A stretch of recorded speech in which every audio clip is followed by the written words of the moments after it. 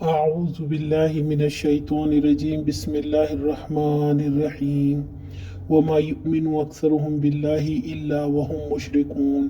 ان میں سے اکثر اللہ کو مانتے ہیں مگر اس طرح کہ اس کے ساتھ دوسروں کو شریک ٹھہراتے ہیں۔ یہ آیت ہمارے لیے بہت زیادہ لائق توجہ ہے اور ہم سب کو اس پر بہت غور و خوض کرنے کی ضرورت ہے۔ شرک کا معاملہ ان لوگوں کا تو بالکل واضح ہے جو ایک اللہ کے ساتھ بے شمار معبودوں پر ایمان رکھتے ہیں اور مختلف ناموں سے ان کی پوجا کرتے ہیں، لیکن جو لوگ خود کو موحد سمجھتے ہیں اور اپنے خیال میں وہ امکانی حد تک موحد ہوتے ہیں، بسا اوقات غیر شعوری طور پر وہ بھی کسی نہ کسی نوع کے شرک میں ملوث ہو جاتے ہیں۔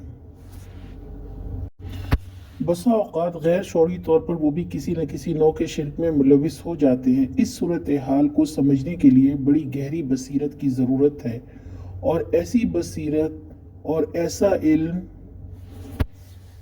کی ضرورت ہے، اور ایسی بصیرت اور ایسا علم حاصل کرنا ہر صاحب شعور مسلمان پر فرض ہے تاکہ وہ خود کو اس مہلک اور تباہ کن گناہ سے بچا سکے۔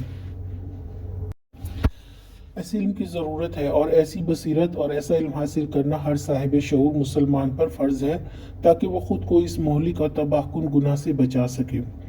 شرک کو قرآن مجید میں بدترین گناہ اور سب سے بڑا جرم قرار دیا گیا ہے۔ اس گناہ کی شدت کا اندازہ اس سے لگایا جا سکتا ہے کہ سورہ نساء میں وہ آیت 48 اور 116 دو مرتبہ آئی ہیں جس میں شرک کا ارتکاب کرنے والے فرد کے لیے معافی اور مغفرت کے کسی بھی امکان کو سختی سے رد کر دیا گیا ہے۔ ان اللہ لا یغفر ان یشرک بہ ویغفر ما دون ذلک لمن یشاء۔ اس اعتبار سے میں یہاں آج کا سوال شرک کیا ہے؟